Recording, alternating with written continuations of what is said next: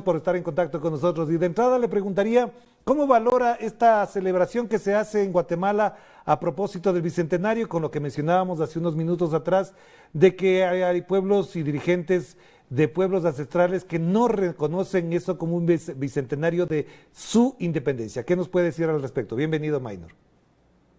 Gracias siempre a Telesur y esta oportunidad que me da Agenda Abierta de dirigirme a esta audiencia mundial de ustedes. Lo primero que quisiera explicar a la audiencia es que, a diferencia de otras latitudes, otros países en América Latina, donde las luchas y la proclamación de sus independencias fueron actos donde hubo participación heroica de sus mejores hijos por independizar a sus patrias, es el caso que para Centroamérica no ocurrió lo mismo. En el año de 1820 fue aplastado un movimiento indígena que proclamó una independencia que dirigió Atanasio Tzul. Sin embargo, para 1821, el grupo en el poder, nombrado por la corona española, que dirigía Gavino Gainza, lo que hizo fue proclamar una independencia y sorpresivamente, en la propia acta de independencia señalan estos criollos hijos de españoles y españoles que dirigían el poder político en Centroamérica, que van a proclamar la independencia en función de que ya la provincia de Chiapas había manifestado su decisión de incorporarse al plan de Iguala, que es el plan que recogió la Declaración de Independencia en México. Y antes dice literalmente el Acta de Independencia en Guatemala. Estos criollos dejan asentado en uno de los puntos del acta que antes que el pueblo ejecute la independencia, de hecho, pues la van a declarar ellos. Entonces, esta declaración de independencia no es tal, simplemente ocurre como resultado del debilitamiento de la monarquía española, porque recordarán ustedes que allá por el año de 1808, Napoleón con su ejército invadió la península ibérica y entonces la comunicación con la monarquía española y sus representantes en el área centroamericana quedó muy débil, lo que fue facilitando, por ejemplo, que esta pequeña oligarquía de representación monárquica en Centroamérica fuera la que proclamara la independencia. De tal suerte que nuestro historiador muy recordado, Severo Martínez, nos ha dejado un legado histórico, un libro que se llama La Patria del Criollo. Y efectivamente ahí encontramos la base científica e histórica para determinar que esta independencia lo que hizo fue dejar consolidada una patria de los representantes de España en Centroamérica, pero no a sus verdaderas poblaciones que luchaban por emanciparse. De tal manera que ahora el propio pueblo indígena, nuestras poblaciones originarias, los campesinos organizados, están planteando la necesidad de que ahora sí vamos a la construcción de un Estado plurinacional que reconozca la intervención y los derechos que tienen nuestras 23 comunidades lingüísticas, nuestras 23 culturas, para que aparezcan representadas, reconocidas en sus derechos legítimos y construir ahora sí la nueva patria que merecemos los guatemaltecos. Indudablemente las otras provincias centroamericanas en 1823 trataron de consolidar una federación centroamericana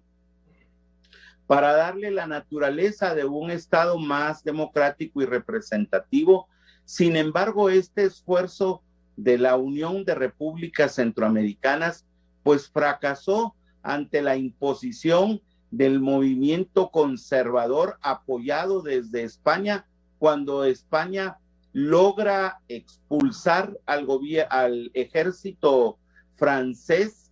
también logra remontar nuevamente sus representaciones políticas en áreas como la centroamericana. De tal manera que el colonialismo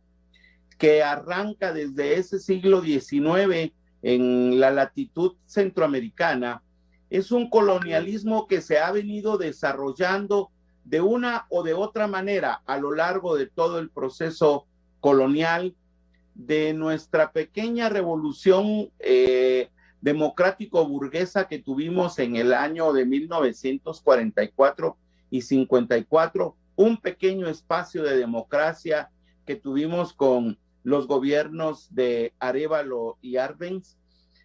Luego todo ha sido reproducción de ese mismo Estado criollo que nunca ha reconocido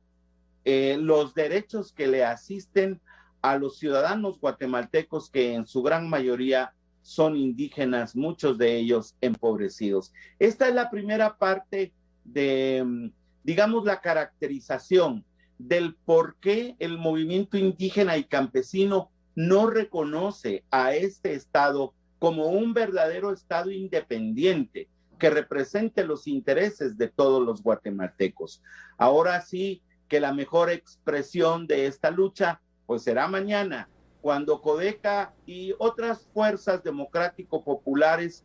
van a marchar en las calles, rechazando ese bicentenario que para la región centroamericana no equivale a una verdadera independencia. Es lo que puedo decir para empezar. Claro, y para finalizar, que se nos va el tiempo, Maynor, le agradecería incluso sobre este asunto que acaba de mencionar, esta conmemoración,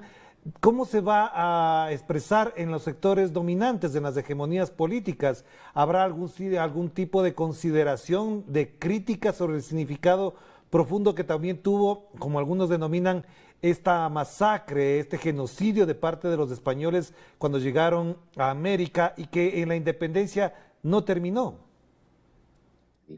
Bueno, las oligarquías siguen siendo las oligarquías económicas siguen siendo el gran factor de poder. Se han apropiado de grandes extensiones de tierra que le han despojado a las poblaciones indígenas, y entonces su expresión en estos días es para festejar precisamente esta presunta patria que en opinión de ellos les ha permitido mantener una estabilidad macroeconómica que solamente los ha beneficiado a ellos, y quizás la pandemia les tiene un tanto disminuido el entusiasmo para poder generar, digamos, festividades magnificadas. Sin embargo, en medio de un terrible sufrimiento del pueblo guatemalteco, que tiene altas tasas de mortalidad y morbilidad producto de esta pandemia, bueno, el gobierno pretende inaugurar monumentos a costos elevadísimos, en lugar de invertir ese dinero en los hospitales ofrecidos, que todavía no aparecen por ningún lugar para que puedan atender a la población que está muriendo de COVID. Esta oligarquía en el poder, que tiene al presidente Yamatei como presidente de turno, francamente ha estado, digamos, deslucida, porque las fuerzas populares, las fuerzas de la población que trata de construir un nuevo Estado plurinacional, les ha reventado en la cara, explotado en la cara, haciéndoles notar el fracaso